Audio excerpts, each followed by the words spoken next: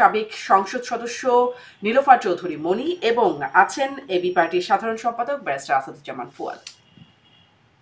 স্বাগত জানাচ্ছি আপনাদের দুজনকে রাজনীতির এপিটোপিটের আজকের আয়োজন। আপনাদের দুজনের কাছেই জানতে চাই, আজকে গোপালগঞ্জে অনেক সংঘর্ষ, অনেক ঘটনা ঘটে গেল।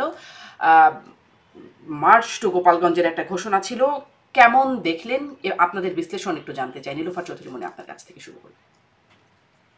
ধন্যবাদ আপনাকে। যারা শুনছেন সবাইকে শুভেচ্ছা এবং আমার সহ আলোচককে শুভেচ্ছা। মার্চ টু গোপালগঞ্জ, আমি অত্যন্ত দুঃখ ভারাক্রান্ত হৃদয় আজকে 16 তারিখ, আজকে গত বছর এই দিনে শহীদ আপনার সাইদ এবং ওয়াসিম দুইজন মৃত্যুবরণ করেছে।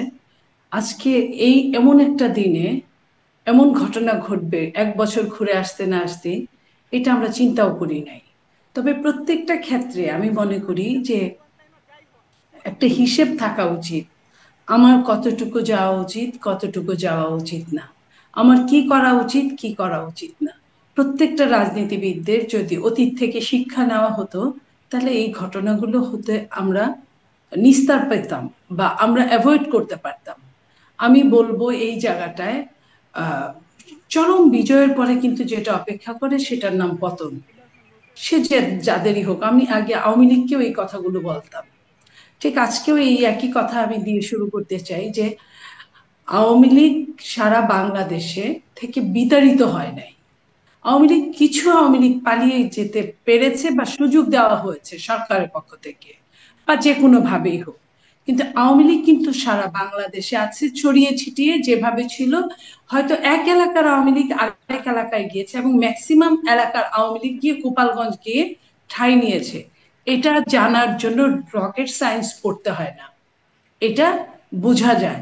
এবং কিছুদিন আগে আপনার মনে আছে স্বেচ্ছাসেবক দলের যখন জিলানি, যে কিনা গোপালগঞ্জের ছেলে এবং ওখানে নির্বাচন করে, আওয়ামী লীগের সাথে শেখ হাসিনার সাথে নির্বাচনের লড়াই করে, সে যখন তার বহন নিয়ে যাচ্ছিল তখন যেভাবে ওখানে মারপিট হলো, স্বেচ্ছাসেবক দল কিন্তু অনেক মার খেয়েছে, কিন্তু তারপরেও কিন্তু তারা যুদ্ধ থেকে কিন্তু পিছু হটে নাই, যে পালিয়ে আসে নাই, মোকাবেলা করার চেষ্টা করেছে এবং মার খেয়েছে।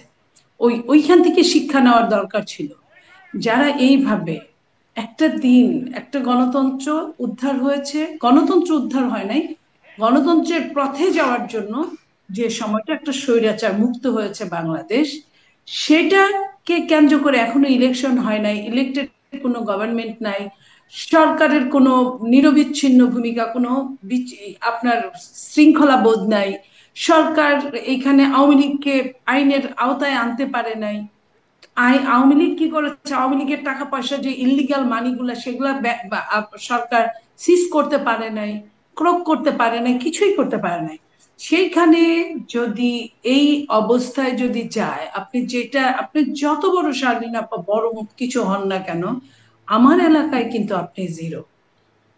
আমার এলাকায় কিন্তু আপনি রাস্তাঘাট চেনেন না। আমি যত বড় কিছু হই না কেন, আপনার বাড়িতে গিয়ে আমি দখল করবো 100, 200, 500 মাইল দূরে, সেখানে কিন্তু আমাকে রাস্তা না দেখায় দিলে আমি আসতে পারবো। এই জায়গাটায় যে বা যারা এই এনসিপি কে বুদ্ধি পরামর্শ দিয়ে এই কাজটা করিয়েছে, আমি বলবো যে এটা অনেক বড় খারাপ কাজ করিয়েছে। এনসিপি কি নিজের এই বুদ্ধিতে জায়গাটা চলে না? নিজের বুদ্ধিতে অনেক রাজনীতিবিদরাই চলে না, কেউ না কেউ তো বুদ্ধিদাতা আছে। আর যদি নিজের বুদ্ধিতে চলেও থাকে, এটা আমি মনে করি যে একটা বুমেরাং ঘটনা জন্ম দিয়েছে তারা নিজেরাই। কারণ এখানে গোপালগঞ্জের এই জানান, যাত্রাটা বুমেরাং বলছেন আপনি?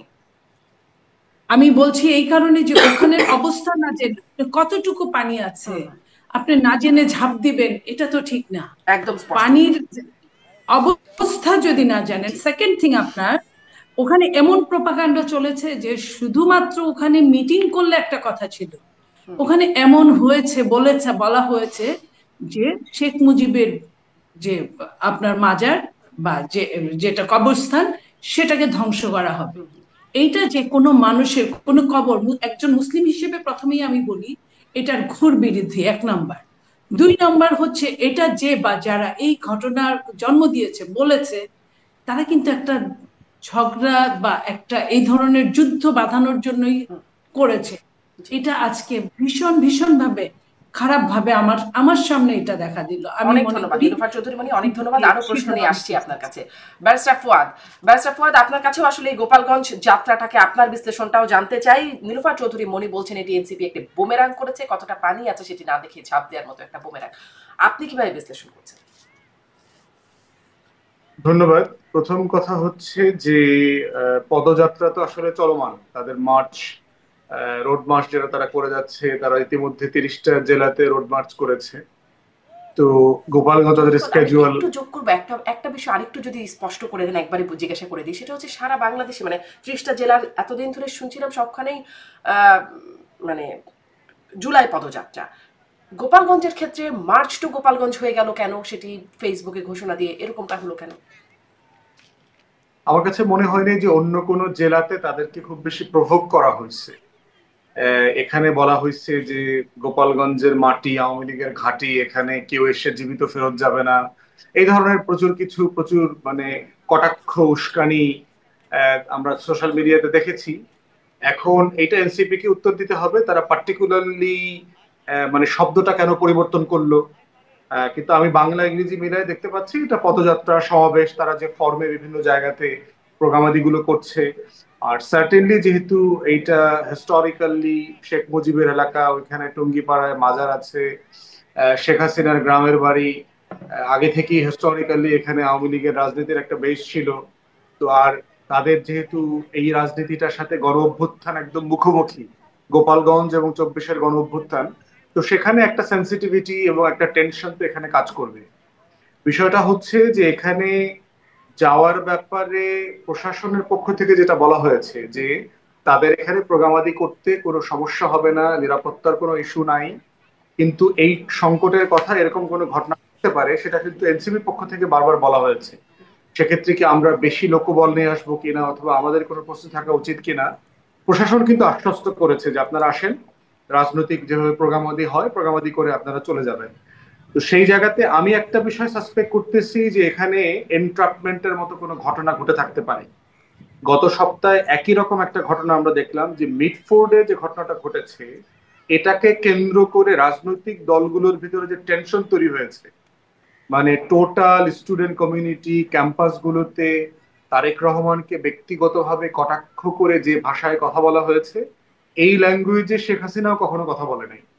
শেখ হাসিনা দেখবেন তারেক রহমানকে নিয়ে কথা বলতো কি হাওয়া ভবন বলতো, ষড়যন্ত্রকারী, টাকা পাচারকারী, এই কথাবার্তা বলতো।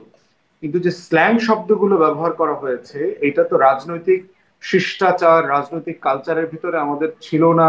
ইভেন আমরাও যারা হাসিনার বিরুদ্ধে বক্তব্য দিয়েছি, এত এত বক্তব্য দিয়েছি, হাসিনাকে কিন্তু কখনো আমরা এই ধরনের স্ল্যাং ব্যবহার করি নাই। ফেরাউন বলছি, সর্বোচ্চ স্বৈরাচার বলেছি, ফ্যাসিস্ট বলছি, নমরুদ বলছি, এই ধরনের শব্দ ব্যবহার করেছি, কিন্তু এই ধরনের স্ল্যাং কখনো ব্যবহার করি নাই। এবং দেখেন এটার পরে কি হচ্ছে, এই করতে করতে বিএনপির ছাত্র সংগঠন আবার ব্যাপক শোডাউন করলো, করে আবার জামাত এবং এনসিপির বিরুদ্ধে তারা আবার ওখানে স্লোগান দিল। তাহলে বোঝা যাচ্ছে যে চাঁদাবাজির ঘটনা অথবা একটা মানুষ খুন হয়েছে, এগুলো খুবই দুঃখজনক। কিন্তু বাংলাদেশের কালচারে এটা তো নতুন কিছু না যে আমাদের গত 10 বছরে কোনো চাঁদাবাজি হয় নাই, কোনো খুন খারাপি হয় নাই। এটা তো বাংলাদেশের একটা কমন ফেনোমেনা, যেটা নিয়ে আমরা কথা বলেছি যে আইনের শাসনের সমস্যা আছে, ল এনফোর্সমেন্টের প্রবলেম আছে, পুলিশিং এর প্রবলেম আছে। এটা তো একটা জটিল লম্বা মোটা দাগের আলোচনা। তো সেখানে সাডেনলি দেখেন যে তিনটা দল তিনজনের বিরুদ্ধে কন্টিনিউয়াসলি কথা বলছে, বিএনপি, জামাত, এনসিপি, সবাই সবার বিরুদ্ধে লেগে গেছে। তো এই সবাই সবার ঘটনাটা বিরুদ্ধে কি লেগেছে নাকি বিএনপি, মানে এনসিপি আর জামাত আসলে বিএনপির বিরুদ্ধে, বা বিএনপি না, হচ্ছে সবার এনসিপি জামাতের বিরুদ্ধে জয়েন করছে? এনসিপির সাথে তো জামাতের টেনশন দেখলাম। নাহিদের দু একটা স্টেটমেন্টের ব্যাপারে দেখলাম জামাতের আমির বলছে যেটা ব্যাখ্যা তার কাছে চাইতে হবে এরকম। তো এই বিষয়গুলো যেটা, এবং দেখবেন যে ঘটনাগুলো কিভাবে অ্যারেস্ট হচ্ছে। একটা ছেলেকে গ্রেফতার করছে শিবিরের মিছিল থেকে বলছে, আবার আরেকজনকে বলছে যিনি খুন হয়েছে তিনি যুবদলের রাজনীতি করতেন, আবার যিনি মারছেন তিনি বলা হচ্ছে যুবদলের কর্মী, কিন্তু আবার এনসিপির নেতৃবৃন্দের সাথে তার আবার ছবি আছে। তাহলে বিষয়টা দেখেন যে কত জটিল সিচুয়েশন ডেভেলপ করছে এখানে। এবং এই যিনি খুন হয়েছেন তার আত্মীয়া, সম্ভবত ভাতিজি ভাগ্নি, এরকম একটা মেয়ের ইন্টারভিউ আমরা দেখলাম, যে এটার ভিতরে একটা ষড়যন্ত্র আছে, এটা পরিকল্পিত এবং এটার অনেক সিসিটিভি ফুটেজ আমার কাছে আছে এরকম একটা বক্তব্য দেখলাম। আমি এটার ভিতরের বাইরের পরের এক্সটেনশন আর কোনো কিছু জানি না। তা আমার কাছে মনে হয়েছে যে মিটফুডের ঘটনাটাকে পরিকল্পিতভাবে করা হয়েছে। এই এনট্রাপমেন্টের ঘটনা, পলিটিক্যাল পার্টির ভিতরে সম্পর্ক নষ্ট করার যে একটা চেষ্টা, এইটা সফল হয়েছে।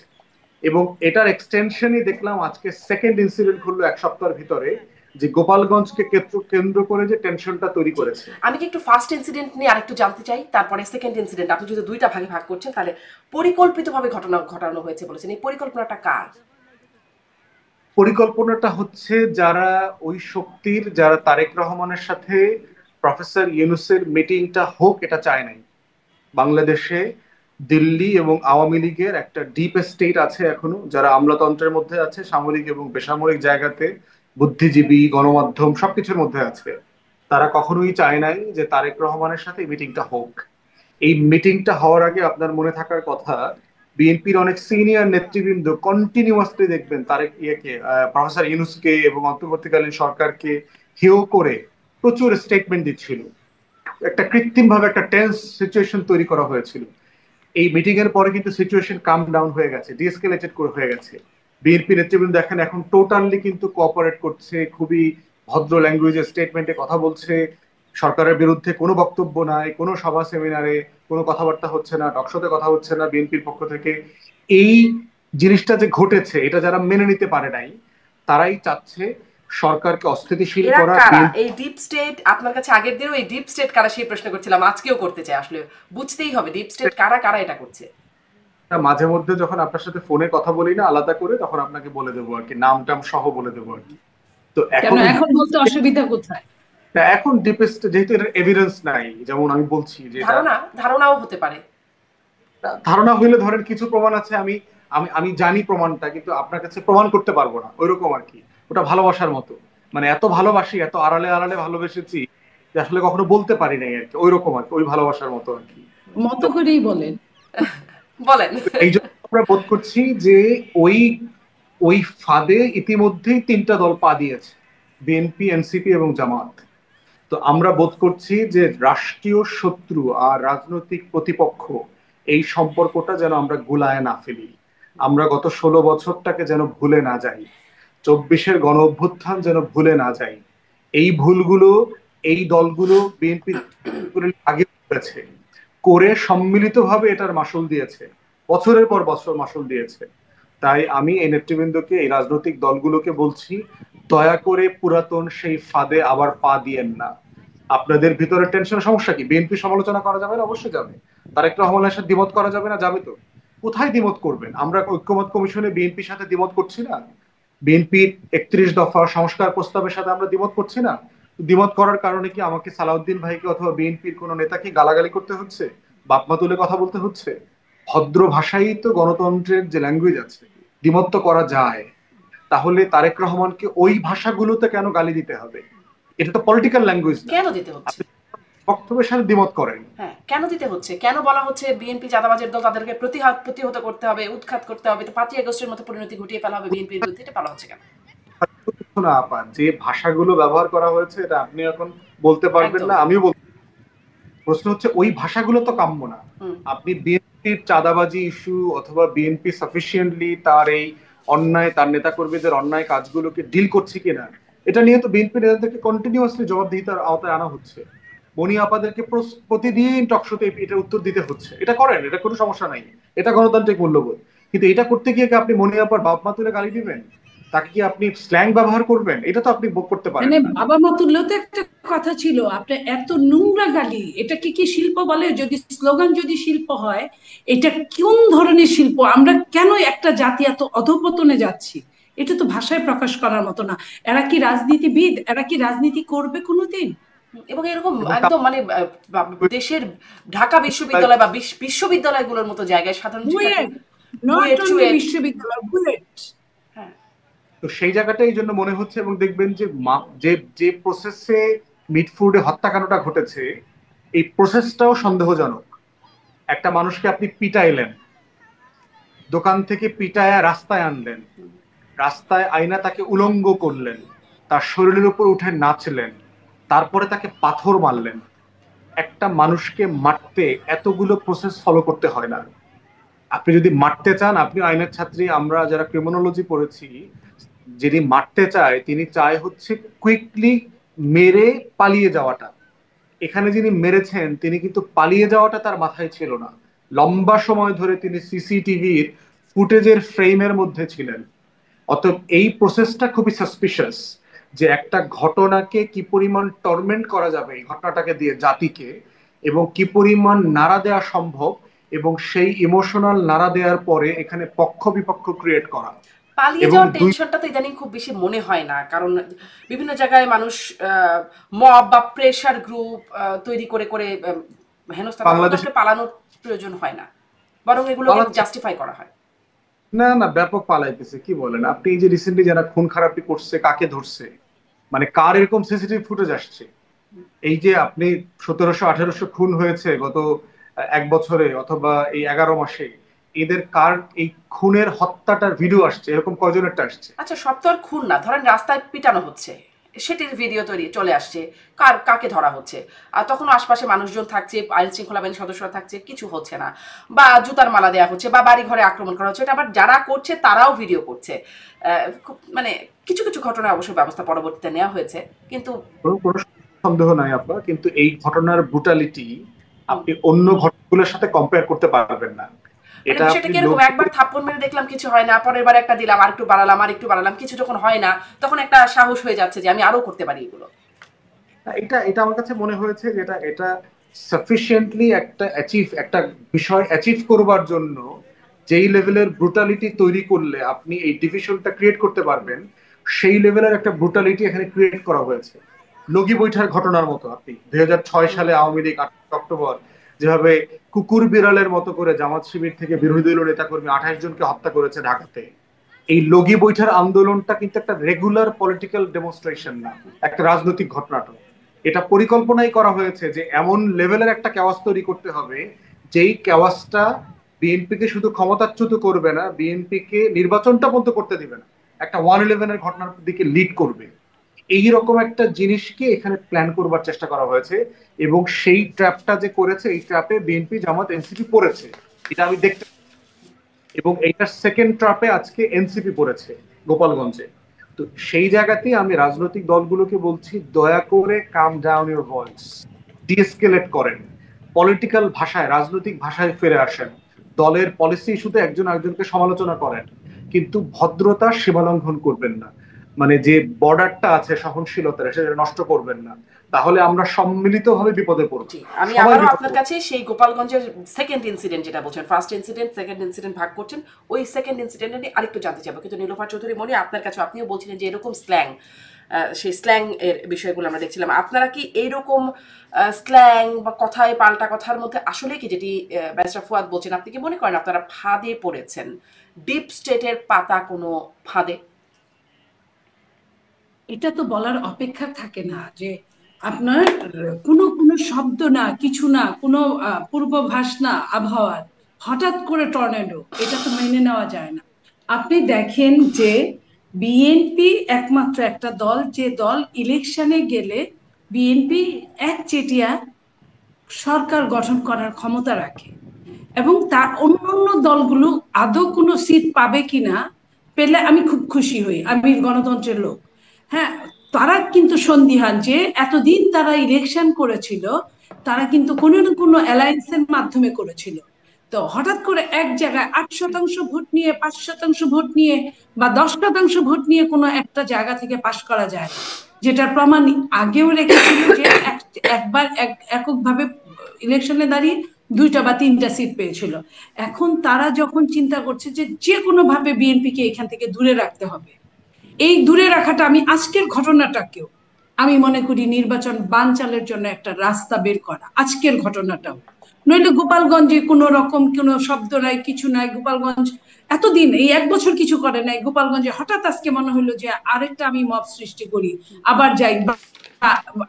ধরে নিলাম যে রুট কি মার্চ টু গোপালগঞ্জ, বা আপনার কি বলে পদযাত্রায় যে গোপালগঞ্জ, যেটাই হোক ধরেই নিলাম, কিন্তু ওই শেখ মুজিবের কবর স্থানের কথা আসলো কেন? তার মানে যে কোনো ভাবেই হোক অন্য খাতে নিয়ে যাওয়া জায়গাটা, যাতে নির্বাচনটা বানচাল হয়। এই নির্বাচনটা বানচাল করার জন্য হঠাৎ করে আপনি দেখেন যে ঘটনাটা মিটফোর্ডে ঘটেছে, জঘন্যতর একটা ঘটনা ঘটেছে। হ্যাঁ, আমি স্বীকার করলাম যুবদলে তারা করতো, কিন্তু এইখানে কিন্তু তারা কিন্তু আগে একসাথে ব্যবসা করতো, এটাও আপনারা জানেন। তাদের মধ্যে ব্যবসায়িক দ্বন্দ্ব ছিল, তাদের মধ্যে ভাগাভাগির দ্বন্দ্ব ছিল। এইখানে কিন্তু দল কিছু না, এইখানে কিন্তু দলের কোনো কথা না। দুজন মানুষ কিন্তু, সাধারণ মানুষও কিন্তু ব্যবসা বাণিজ্য নিয়ে কোনো ঝগড়াঝাটি করতে পারে, কিংবা চাঁদাবাজি নিয়েও করতে পারে। আপনি দেখেন কোন দল চাঁদাবাজি করে না? আপনার নতুন যে দল এখনো রেজিস্ট্রেশন হয় নাই, তারা চাঁদাবাজি করে না? জামাত, তারা কি একটা দুইটা চাঁদাবাজি করে? চাঁদাবাজির যদি কোনো প্রাতিষ্ঠানিক রূপ দেওয়া যায় সেটার নাম জামাত হবে।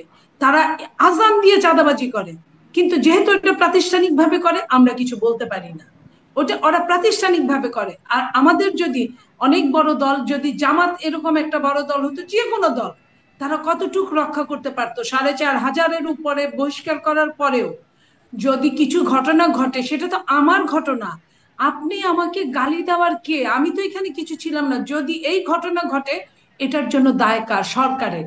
সরকারের আইন শৃঙ্খলা। আপনাদের দায় নাই এটার জন্য, বিএনপির দায় আমাদের নাই। দায় আছে, তো আমাদের দায় তো আমরা করছি, আমরা বহিষ্কার করছি। আমরা তো মারতে পারি না আপা, আমরা তো তাকে গুম করতে পারি না, আমরা তো তাকে খুন করতে পারি না। তাহলে কি আপনাদের আমরা দলের নিয়ন্ত্রণ নাই? মানে বহিষ্কার করছেন, বার্তা দিচ্ছেন, হুঁশিয়ারি দিচ্ছেন, কাজ হচ্ছে না। শোনেন, আমি যদি এই কথাটা বলি আপনাকে, যে ছেলেটা আপনার খুলনায় মারা গেল, মারা যাওয়ার পর হত্যা করা হলো, হত্যা করার পরে তার রক্ষাটা হলো, সেই ছেলেটা কিন্তু বহিষ্কার বিএনপি। বহিষ্কার হওয়ার পরেও তো সে নিস্তার পায় নাই, তাকে মেরে ফেলা হয়েছে। মেরেই শুধু ফেলে নাই, আপনার রক কেটে দেওয়া হয়েছে। এবং ওই রক্ষাটা, যদি সেই দিন রক্ষাটা ঘটনা না ঘটতো, হয়তোবা এই ঘটনাটা আরো বেশ কিছুদিন ধামাচাপা দিত। কারণ ঘটনা হলো বুধবারের, আপনার শুক্রবার সন্ধ্যায় এটা ভাইরাল হলো। 2 দিন ঢাকা শহরের মিটফোর্ডের মতো জ্যাম এলাকায় এত মানুষ দাঁড়িয়ে দাঁড়িয়ে তামসা দেখলো। যে মানুষ রেকর্ড করেছে, যে মানুষ ভিডিও করেছে, সে মানুষ এত নিখুঁত ভাবে ভিডিও করেছে যে কল্পনা করা যায় না। যে মানুষ নিখুঁত ভাবে ভিডিও করতে পারলো, সে কিন্তু ফেরাতে পারলো না। আপনি খেয়াল করেন। তাইলে আপনার মনে করেন যে ওই যে রক্ষাটা যেটা নিয়ে কথা উঠবে, সেটা উঠার আগেই কিন্তু এটা ভাইরাল করে দিল। তার মানে কি? তার মানে বিএনপি কে পচানো। আচ্ছা, বিএনপি কে পচান আপনি, সেটা তো একটা সৌন্দর্যের মধ্যে আপনি পচাবেন। আপনি তো এই ধরনের মা বাপ তুলে নিজেকে গালি দিয়ে, জঘন্যতর গালি দিয়ে আপনি তো এই ধরনের কথা বলতে পারেন না।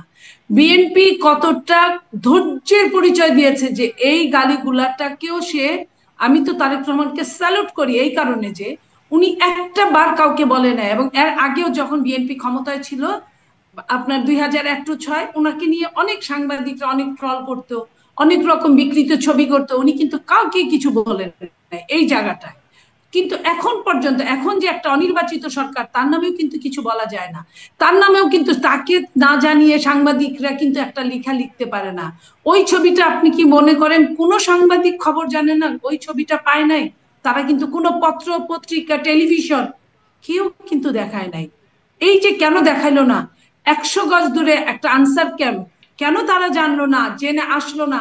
আনসারদের জেনে আসতে হবে, এটা রুলস এন্ড রেগুলেশনে না থাকলেও আমার সামনে একজনকে পিটিয়ে মারবে, এটা এটা আমেরিকা না যে কাউকে এই ধরনের কিছু করলে অন্যরা দাঁড়িয়ে থাকবে, ধরতে গেলেই সমস্যা হবে। বাংলাদেশে কিন্তু ছাড়িয়ে নিয়ে হাসপাতালে নিয়ে পর্যন্ত যায়, তার কিন্তু কিছু হয় না জনগণ ওইভাবে দেখলে। তাইলে এতগুলো মানুষ দাঁড়িয়ে দাঁড়িয়ে তামসা দেখলো, তারা কিন্তু কেউ এগিয়ে আসলো না। এবং ঘটনা ঘটারও 2-3 দিন তাকে পুলিশই যখন ব্যবস্থা নেয় না, তখন সাধারণ মানুষের সাহসের জায়গাটা তো কমেই যায়, তাই না? পুলিশ যদি সামনে শোনেন, দাঁড়ায় দাঁড়ায় দেখে, সাধারণ মানুষ তো যাবে। আমি আরেকটা কথা বলি, আপনার কথা ঠিক, সঙ্গে এটাও বলতে চাই, মানুষের হৃদয় এত পাষাণ কিভাবে হয়? মানুষের হৃদয় এত জঘন্যতর নিম্নগামী কিভাবে হয় যে দাঁড়িয়ে দাঁড়িয়ে, আমি হলে তামসা দেখতাম না, চলে যেতাম। কারণ ওটা দেখা এত বিভৎস যে ওটা ছবিতেই আমরা সহ্য করতে পারছি না। তাহলে যারা সামনে দাঁড়িয়ে থাকে দেখলো, তারা দেখলো অথচ কিছু বললো না, আচ্ছা তারা ভয় পায়। তাহলে তারা ভয় যদি পায়, ভয়ার্থ জিনিসটাকে, আমরা একটা সিনেমাতে ভয়ার্থ জিনিস দেখে আমরা ঘুমাতে পারি না, তারা কিভাবে এটা সহ্য করে, তারা এখনো দিব্যি ভালো আছে, সুস্থ আছে? এটা কিভাবে সম্ভব?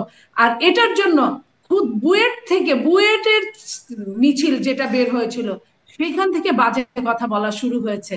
এবং এই বাজে কথাটা কোন পর্যন্ত গেছে, কতগুলো মিছিলে আপনি দেখেন বাজে কথা কিভাবে, তারেক রহমানের বিড়ালটা পর্যন্ত কে নিবে, তার খালেদা জিয়ার শাড়িটা কে নিবে, এই ধরনের কথা। এটা কি, এটা একটা প্রথায় পরিণত হয়ে গেছে এখন। শেখ হাসিনাটা আপনি বলতে পারেন যে একটা ফ্যাসিস্ট ছিল, একটা স্বৈরাচার ছিল, আমরা কত শুদ্ধ ভাষায় কথাগুলো বলি। এই আপনার সঙ্গে কিন্তু টকশো কিন্তু আওয়ামী লীগের সময় করেছি, এইভাবে কিন্তু ফ্যাসিস্ট বলেছি, কিন্তু ফ্যাসিস্ট কিন্তু আমাদের এটার জন্য কোনো ওইভাবে গর্দান দেয় নাই। অথচ এখন আমাদের এমন একটা জায়গায় এসে দাঁড়িয়েছি, ফ্যাসিস্ট বললেও আমরা কষ্ট পেতাম না, আমাদের এত জঘন্য ভাষায় ব্যবহার করা হচ্ছে, কথা বলা হচ্ছে। তার মানে কি বাংলাদেশ থেকে রাজনীতিটা তারা তুলে দিতে চাচ্ছে? আপনার দেখেন এনসিপি একটা দল, নতুন দল, তরুণদের দল, তরুণরা আগামী দিনের ভবিষ্যৎ রাষ্ট্রনায়ক বাংলাদেশের, যে কোনো দেশের। এই তরুণরা যে যে অবস্থা করে আজকে যেভাবে আপনার ইসে গেল, গোপালগঞ্জে গেল, গোপালগঞ্জে যেভাবে আসলো, এটা কিন্তু আমাদের জন্য লজ্জা। বাট তাদের যাওয়াটা কিন্তু আমি মনে করি ওইভাবে শুভন ছিল না। আজকের দিনে 16ই জুলাইতে এই দিনটাকে আপনাকে ধরতে হবে। এই দিনটা এবং ফ্যাসিস্টের এলাকা, এবং ফ্যাসিস্টের এলাকায় সারা বাংলাদেশ থেকে যত বড় বড় ত্রাসের সন্ত্রাসী করেছে শুনেছি, তাদের ওইখানেই নাকি থাকে, এবং নিজস্ব এলাকা তো আছে। আর এলাকা এরশাদকে আমরা দেখেছি অনেক বছর, এরশাদ পাঁচটা আসনে জিততো, 3টা আসনে জিততো। এরশাদ কিন্তু সারা বাংলাদেশে জিততো না, আঞ্চলিক নেতা হিসেবে পরিচিত ছিল, অঞ্চলে দাঁড়ালে জিততো। তো এরশাদ যদি জিততে পারে, তো শেখ হাসিনা ওইখানে পদ্মা সেতু বানায় দিছে, ওইখানে রাস্তাগুলো সোনা দিয়ে মুড়ায় দিছে, ওইখানে সুযোগ সুবিধা দিছে। তাহলে কেন, কেন তারা কোন দল করবে সেটা আমি বলতে পারি না, কেন তারা তার জন্য রিস্ক নিবে না? এই যে রিস্ক নেওয়াতে বাধ্য করলেন, তাহলে পতনটা কার হলো? পতনটা হলো গণতন্ত্রের। এনসিপি কে? এনসিপিও কিছু না, জামাতও কিছু না, বিএনপিও কিছু না, এবং যারা পতিত তারাও কিছু না। যা গেল, যা নষ্ট হলো, এই 24-এর গণতন্ত্রকে যারা ধারণ করতে পারছে না, তারাই আজকের দিনে 24-এর গণতন্ত্রটাকে প্রশ্নের মুখোমুখি দাঁড় করানো। এটা আমি হলে, আমার এই ক্ষুদ্র বুদ্ধিতে আমি হলে কোনোদিনই আজকে যেতাম না। এবং কোনোভাবে এইভাবে নিজের শক্তি সঞ্চয় না করে যারা কিনা মিছিল ডাকলে এখন মানুষ হয় 14 জন, তারা কিভাবে বলে যে ওইখানে অ্যাটাক করব, কবরস্থানকে অ্যাটাক করব, এটা কিভাবে সম্ভব? এটা আমার মাথায় ধরে না। জি, আমি এই বার্তাগুলো নিয়েও কি ব্যারিস্টার ফুয়াদ একটু বলবেন, যে এই যে মাজার ভেঙে দেওয়া হবে বা গুড়িয়ে দেওয়া হবে এরকম বার্তা, মানে বা স্লোগানটাই এরকম, মুজিববাদ মুর্দাবাদ, এরকম একটা স্লোগান, ইনকিলাব জিন্দাবাদ, এই স্লোগানটা বেশ ব্যবহার করছে ফেসবুকে ও সামাজিক যোগাযোগ মাধ্যমেও দেখছি। এটার মাহাত্ম্য কি? এটা আসলে ভালো কিছু হচ্ছে কি? দেখেন, গণ অভ্যুত্থান তো একটা হিস্টোরিক সিচুয়েশনকে আপস এন্ড ডাউন করে দেয়। 70-এর নির্বাচনের পরে যখন 71-এর যুদ্ধ হয়ে গেল এবং আমরা জিতে গেলাম, এই যুদ্ধের পরে পাকিস্তানকে কিভাবে ট্রিট করা হয়েছে, পাকিস্তানের শক্তিগুলো যারা অক্সিলারি ফোর্স ছিল বাংলাদেশে, তাদেরকে কিভাবে ট্রিট করা হয়েছে। এখন পৃথিবীর প্রত্যেকটা এই ধরনের বড় বড় পলিটিক্যাল আপহিভাল চেঞ্জ মানুষ খুব সিরিয়াসলি এভাবেই ডিল করে। সাদ্দাম হোসেনকে যখন উৎখাত করা হয়েছে তখন কি করা হয়েছে? তার মূর্তি থেকে শুরু করে ছবি টবি যা ছিল সব ভেঙে বুলডোজ করে দেওয়া হয়েছে। এটাই রিয়েলিটি। এখন প্রশ্ন হচ্ছে যে মুজিববাদটা কি? মুজিববাদ জিনিসটা আসলে কি? মানে সেটা হঠাৎ করে এখন এসে মুর্দাবাদ হলো। মুজিববাদ তো ইভেন আওয়ামী লীগের আমলে মুজিববাদ শব্দটা শুনতাম না। মুজিববাদ মানে আওয়ামী ফাঁসিবাদ আর কি। মুজিববাদ মানে, মুজিববাদকে তো সেটা তো শেখ হিস্টোরিক্যালি, হাসিনা বাদ হতে পারতো, মুজিববাদ হলো কেন? মুজিববাদ কারণ পলিটিক্যাল আইডিয়া, মানে পূজার জায়গাটা, দেবতা তো ওখান থেকে শুরু হয়েছে। শেখ হাসিনা কাকে বেচছে? শেখ হাসিনা নিজে তো দেবতা হইতে পারে নাই, ও তো হইলো ফেরাউন ছিল। তো মানে কার ফেরাউনের উপরে বসে সে ক্ষমতায় আসছে? সে তো মুজিবের লাশের উপর থেকে ক্ষমতায় আসছে। তো সেই জন্য হচ্ছে মুজিববাদের হিস্টোরিক্যালি পলিটিক্যাল আইডিয়াটা ডেভেলপ করছে। শেখ মুজিবের ভাগনা ছিল আপনার শেখ সেলিমের বড় ভাই ফজলুল হক মুনি, বাংলার বাণী পত্রিকার প্রতিষ্ঠাতা সম্পাদক। সে তখনকার সময়ে এই শেখ মুজিবের রাজনীতিটা কি, এই রাজনীতির দর্শনটা কি, এই রাজনীতির দর্শনটাকে পরিষ্কার করবার জন্য এই আইডিয়াটা কয়েন করে মুজিববাদ। তো শেখ মুজিবের রাজনীতিটাকে নিয়ে তখন সে ধারাবাহিকভাবে বাংলার বাণীতে লিখত, এবং শেখ মুজিবকে কিভাবে সোভিয়েত ইউনিয়নের মডেলে একটা দীর্ঘমেয়াদী লেনিন অথবা ক্রুশ্চেভ অথবা স্ট্যালিনের মতো লম্বা সময় ক্ষমতায় রাখা যাবে, তার দার্শনিক রাজনৈতিক জায়গাটাকে তৈরি করা যাবে, সোভিয়েত ইউনিয়ন, বাংলাদেশ, জাসদের বাস্তবতা, এগুলোকে সবকিছুকে নিয়ে তখন সে আইডিয়াটা কয়েন করে। এটা মানে হলো যে একটা একদলীয় এক পরিবারের একটা ফ্যাসিস্ট তো সেই তখনকার গভর্নেন্স। বিষয়টাকে এখন আনা হচ্ছে। এতদিন তো মুজিববাদ শব্দটার খুব প্রচলন ছিল না, এমনকি জিয়াবাদও এসেছে। নাসিরুদ্দিন পাটোয়ারি বলেছেন মুজিববাদ, জিয়াবাদ সব বাদ। অথচ এই বাদগুলো সম্পর্কেই আমরা কিন্তু আমাদের সময়টা আমরা শুনিনি যে এই মুজিববাদ জিয়াবাদ বলে আসলে কিছু আছে। ফজলুল হক মনি, আপনি একটা ইতিহাস বলছেন, সেই সময়টিতে এটা ছিল। হঠাৎ করে এখন কেন এই বাদ মুর্দাবাদ এসে যাচ্ছে? মুজিববাদের স্লোগানটা বিখ্যাত করেছিল আসলে আপনার এই জাসদের স্লোগান, মুজিববাদ মুর্দাবাদ। এটা একটা হিস্টোরিক্যাল স্লোগান ছিল জাসদের। সেহেতু সেই জাসদের কবে? লিটারেচার। হ্যাঁ। হ্যাঁ, মানে বলছি যেহেতু আপনি একই ফেনোমেনা, একই পরিবারের বিরুদ্ধে লড়াই, একই ফ্যাসিস্ট আইডিয়ার বিরুদ্ধে লড়াই, শেখ মুজিবের চতুর্থ সংশোধনী আর শেখ হাসিনার পঞ্চদশ সংশোধনী, এই যে প্রসেস, একা একা শাসন করা, সবাইকে বাদ দিয়ে দেওয়া, বিরোধী দল মুক্ত বাংলাদেশ রাখা, গণমাধ্যম নিয়ন্ত্রণ করা, লুটপাট, দেশটাকে পারিবারিক সম্পত্তি বলে করা, এই চরিত্রটা তো এইটাই। আওয়ামী লীগের যে বাকশালী শাসন ব্যবস্থার রাজনৈতিক দর্শনটাই হচ্ছে মুজিববাদ। এবং কিন্তু সেইটা কিন্তু ব্যারিস্টার ফুয়াদ, আপনাদের মনে আছে নিশ্চয়ই যে যখন এই কোটা আন্দোলনটা হলো, যেটি আসলে এই পুরো গণ অভ্যুত্থানের শুরুটা হলো, তখন কিন্তু স্লোগান এসেছিল বঙ্গবন্ধুর বাংলায় বৈষম্যের ঠাঁই নাই। তখন কিন্তু এই স্লোগান চলেছে অনেক, গণমাধ্যমে সেটা ফুটেজও আছে। তারপরে যখন অভ্যুত্থান সফল হলো, পতন হলো স্বৈরাচারের, তখন এসে হয়ে গেল মুজিববাদ মুর্দাবাদ। এটা আসলে কেমন হলো? ওইটা হলো একটা ফ্যাসিস্ট রেজিমের সময় টিকে থেকে স্লোগানটা দেওয়া, বেঁচে থেকে একটা বাস্তবতার ভিতরে সবাই বাস করেছে। তখন সেই আন্দোলনটা তো সেই লেভেলে যায় নাই। সাধারণ স্টুডেন্টদের একটা দাবি দেওয়া ছিল আর কি। তো সেখান থেকে সাধারণ স্টুডেন্টদের একটা দাবি দেওয়ার ভিতরে ইমিডিয়েটলি তারা শেখ হাসিনার পদত্যাগ চাইছে, ব্যাপারটা তো ওরকম না। তাই বিষয়টা হচ্ছে যে এটা তো ক্রমান্বয়ে ডেভেলপ করেছে। যখন গণ অভ্যুত্থান হয়ে গেছে তখন তো আপনাকে পলিটিক্যালি নিজেকে ডিফাইন করতে হচ্ছে যে আমি আসলে কে, আমার আসলে আইডিওলজিক জায়গাটা কোথায়, আমি দার্শনিক ভাবে আমার রাজনীতিতে কোথায় স্ট্যান্ড করি, অন্যান্য রাজনৈতিক দলের সাথে আমার পার্থক্যের জায়গাটা কোথায়। দল যখন হিসাবে সে ঘোষিত হইল ফেব্রুয়ারিতে, তখন তাকে তো এই অবস্থানগুলো পরিষ্কার করতে হচ্ছে যে আমার রাজনীতিটা কি। এবং সেটাই দেখবেন যে এনসিপি নেতৃবৃন্দর এখন বিভিন্ন মিটিং এ তারা তাদের রাজনীতিটা পরিষ্কার করবার চেষ্টা করতেছে, তারা আসলে কি, তারা আওয়ামী লীগ থেকে কোথায় ভিন্ন, তারা তাহলে বিএনপি থেকে। এতদিন তারা, মানে এতদিন যারা এই স্লোগানটা দিয়েছিল বা তাদের মধ্যে যারা ছিলেন, যারা আসলে শেখ মুজিবের স্তুতি বাক্য মানে উচ্চারণ করতেন, তারা কি প্রতারণা করতেন, মিথ্যা বলতেন, নাকি এখন এসে প্রতারণা করছেন বা মিথ্যা বলছেন? কিন্তু সবাই দেয় নাই, বিষয়টা হচ্ছে যে সকল ছাত্ররা দিয়েছে, ব্যাপারটা এরকম না। যেটা হয়েছে যে আপনার তখন যে ভয়ের সংস্কৃতির ভিতরে মানে হাসনাত সবাই আব্দুল্লাহ, বাস করে, সার্জিস আলম, তারাও দিয়েছেন। তাদের ফেসবুক পোস্ট ঘাটলে পুরনো দেখবেন। তারা তো জাতির পিতা পলিটিক্যাল উনি, পার্টি। তাদের কি বক্তব্য? সার্জিস তো নিজেও একসময় ছাত্রলীগের রাজনীতির সাথে ইনভলভ ছিল। বাট সিচুয়েশনটা হচ্ছে যে বাস্তবতাটা হস্টাইল হয়েছে তো গ্রাজুয়ালি। হাসিনার উপরে এই ঢাকা বিশ্ববিদ্যালয়ের ছেলেমেয়েরা স্লোগান দিয়েছে না যে তুমি কে আমি কে রাজাকার হুম হুম রাজাকার, হুম। প্রথম। কিন্তু আপনি যখন 15 তারিখে মেয়েদেরকে পিটাইলেন, তারপরে হচ্ছে 16 তারিখে আবু সাইদ খুন হয়েছে, সিচুয়েশনটা তো একটা গ্রাফ আছে। প্রথম দিনই তো আপনার সাথে হুম সম্পর্কটা অবনতি হুম হুম। এটা হইতে হইতে যেটা হয়েছে, সিচুয়েশনটা হস্টাইল হয়ে গেছে, মুখোমুখি হয়ে গেছে। মুখোমুখি হওয়ার পরে তো সংসারটা ভেঙে গেছে। হুম। আলাদা হয়ে যাওয়ার পরে এখন নিজেকে নতুন করে ডিফাইন করতে হচ্ছে যে আমি আসলে কে।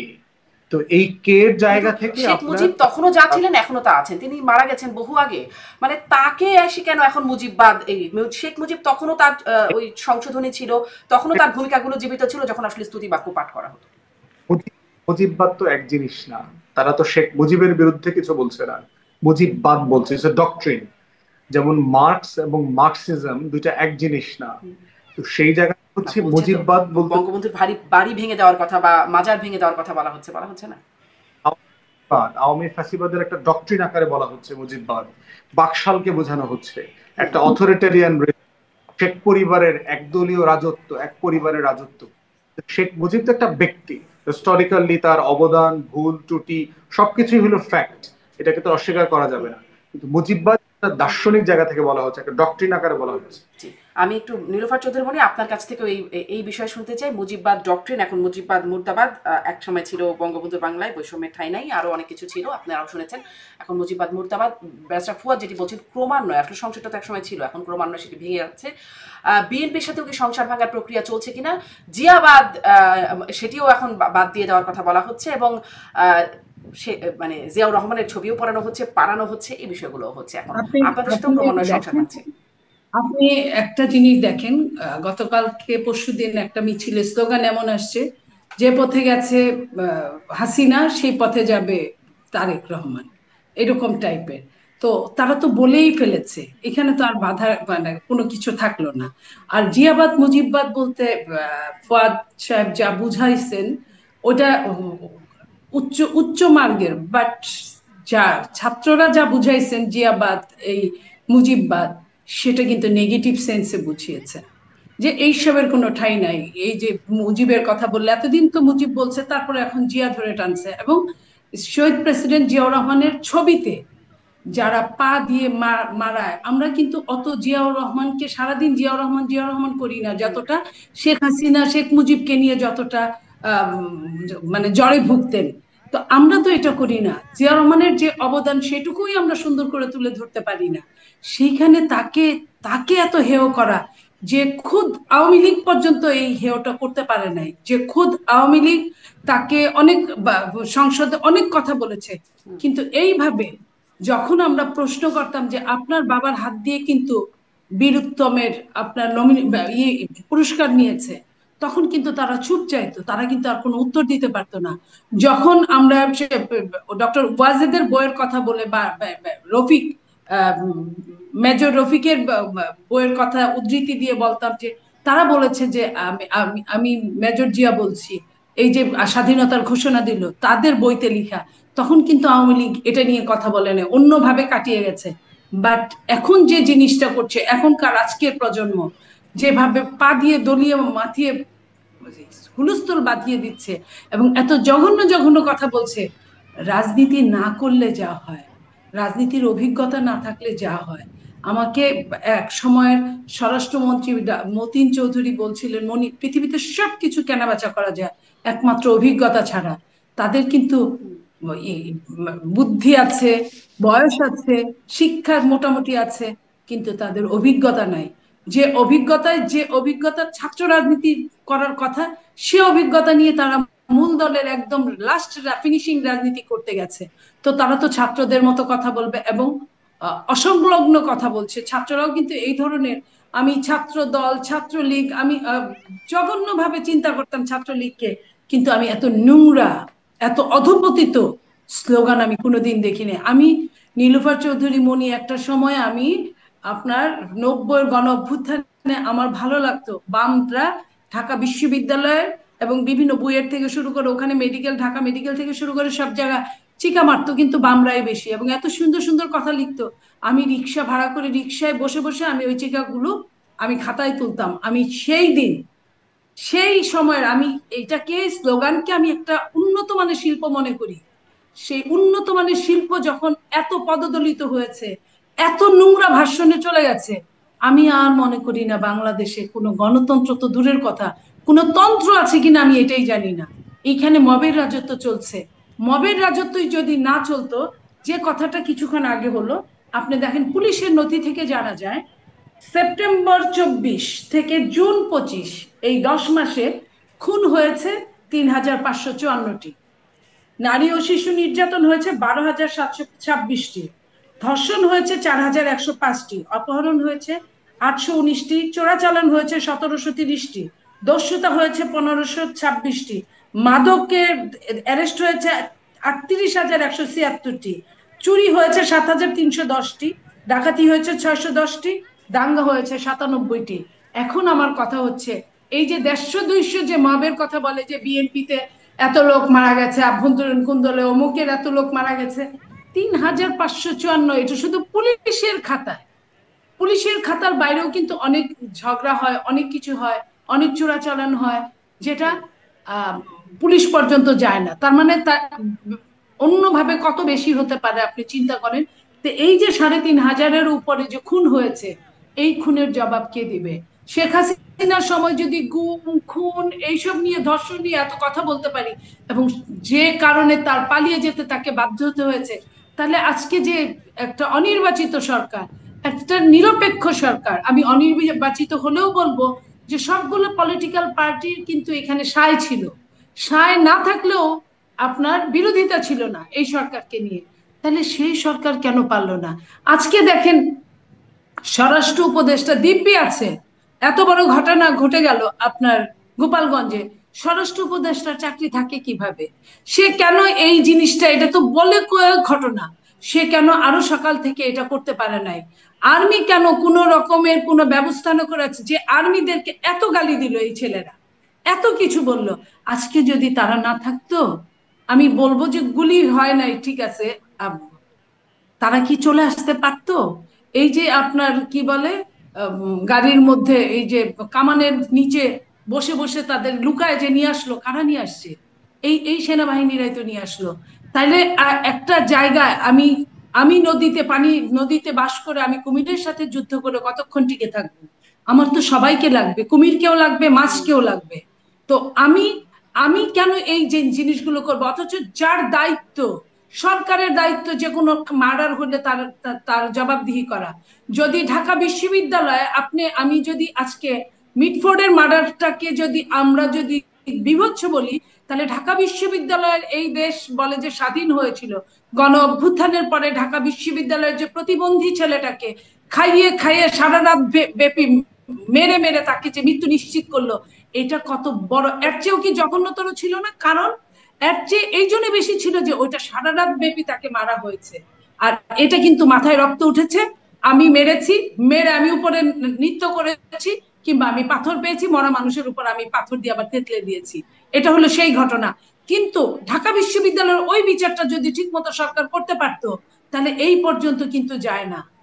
যদি কিছু বিচারকে যদি সামনে এনে, যেটা আসিয়া ধর্ষণের পরে যে মারা গেল, তখন সরকারের আপনার উপদেষ্টারা বলেছিল গিয়ে যে 30 দিন, 60 দিন বা 90 দিনের মধ্যে এই বিচার হবে। সেই বিচারটা কি, আইন উপদেষ্টা বলার পরও সেই বিচারটা কি এখনো চাক্ষুষ বিচারটা হয়েছে? হয় নাই এখনো। 90 দিনের কিন্তু অনেক বেশি সময় চলে গিয়েছে।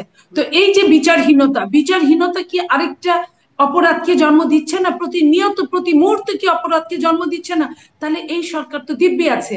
এই সরকার কেন 1 বছর হয়ে গেল এখনো নিজের ব্যর্থতার দায় স্বীকার করছে না? এখনো যে যেখানে ব্যর্থ হয়ে কেন পদত্যাগ করছে না? আজকে স্বরাষ্ট্র উপদেষ্টা এখন মনিটরিং করছে যে কিভাবে কি আপনার সবাইকে ওইখানে স্বরাষ্ট্র উপদেষ্টার পদত্যাগ দাবি করেন? এই স্বরাষ্ট্র উপদেষ্টার পদত্যাগ এই ছাত্ররাই দাবি করেছিল একসময়। আমরা তো অবশ্যই শোনেন, আমরা যে 3জন উপদেষ্টার পদত্যাগ দাবি করেছিলাম সেটাও তো সাকসেস হয় নাই। স্বরাষ্ট্র উপদেষ্টার পদত্যাগ দাবি তো সময়ের ব্যাপার। আমি তার নিজের লজ্জার কথা বলছি, নিজের শরমের কথা বলছি, যে প্রত্যেকটা রাত 3টার সময় যখন একজন প্রেস কনফারেন্স করে বলে সাংবাদিকদের যে দেশ আগের চেয়ে বেটার আছে, তাহলে দেশ যদি আগের চেয়ে বেটার থাকে, তাহলে কেন রাত 3টার সময় আপনাকে সাংবাদিক সম্মেলন করতে হবে? পরের দিন সকাল তো হতোই, আপনি কেন সেটা করতে পারলেন না? আপনি যখন একজনের হাতে, একটা উপদেষ্টার কাছে আপনার ম্যাগাজিন পাওয়া যায় বন্দুকের গুলি সহ, তখন আপনি বলেন ভুলবশত হয়তো হতে পারে, হয়তো চিরুনি আনতে গেছিল, হয়তো এটা নিয়ে এসে পড়ছে। এই ভুলবশত কিভাবে হয়? আবার আপনার কোনো হিসেবে মিলে না, আপনার 11 দিনের ব্যবধানে আপনি 2টা অস্ত্রের লাইসেন্স করেন কিভাবে? সেটারও কিন্তু আমরা সুনির্দিষ্ট জবাব পাইনি। এই যে জবাব পাইনি, যখন আপনার বিভৎস ঘটনা মিটফোর্ডে ঘটে, তারপরে আমরা একজন উপদেষ্টার ফেসবুকে আমরা দেখেছি প্রস্তরযোগকে স্বাগতম। একজন মানুষ, একজন উপদেষ্টা যখন অনুরাগ বিরাগের বশবর্তী হবে না বলে শপথ করে, তারপরে যখন সে প্রস্তরযোগ্যে স্বাগতম করে, একটা বিভৎস মৃত্যুকে সে স্বাগতম জানাচ্ছে, তার কি করা উচিত? তার কি হওয়া উচিত? তার কি পদত্যাগ করা উচিত না? এই ব্যাপারগুলো নিয়ে সরকার সম্পূর্ণরূপে সরকার এখানে ঘুমিয়ে আছে। অনেক ধন্যবাদ রিফাত চৌধুরী মনি। এই ঔচিত্য বোধ নিয়ে কথা বললে আসলে কোনো জায়গা খুঁজে পাওয়া যাবে না। ব্যারিস্টার ফুয়াদ, আপনার কাছ থেকে এই ব্যারিস্টার ফুয়াদ আমরা একটু জানতে চাইবো যে গোপালগঞ্জের ঘটনায় এখন আমরা কারফিউ জারি করা হয়েছে, একটু শেষের দিকে কথা বলতে চাই যে আগামীকাল পরীক্ষা আছে, এইচএসসি পরীক্ষা। এখন শিক্ষার্থীরা আসলে তাদের জন্য কি হবে, কে ভেবেছে, কেউ কি ভাবছে এই কথাটা আদৌ? সেক্ষেত্রে দুইটা জিনিস হইতে পারে। হয়তো যেহেতু মাত্র 8টা থেকে শুরু হচ্ছে, আলোচনাটা তো আসবে, আসলে হয়তো কারফিউ শিথিল করে দিয়ে আপনার তাদেরকে আলাদা করে অ্যাক্সেস করে দেওয়া, অথবা এর আগে বিভিন্ন ইস্যুতে, বন্যাতে, তারপরে অসুস্থতায়, বিভিন্ন কারণে কিন্তু আপনার একটা দুটা পরীক্ষা আবার পরবর্তীতে নেওয়া হয়েছে বিভিন্ন জেলায় এবং বিভিন্ন অঞ্চলে।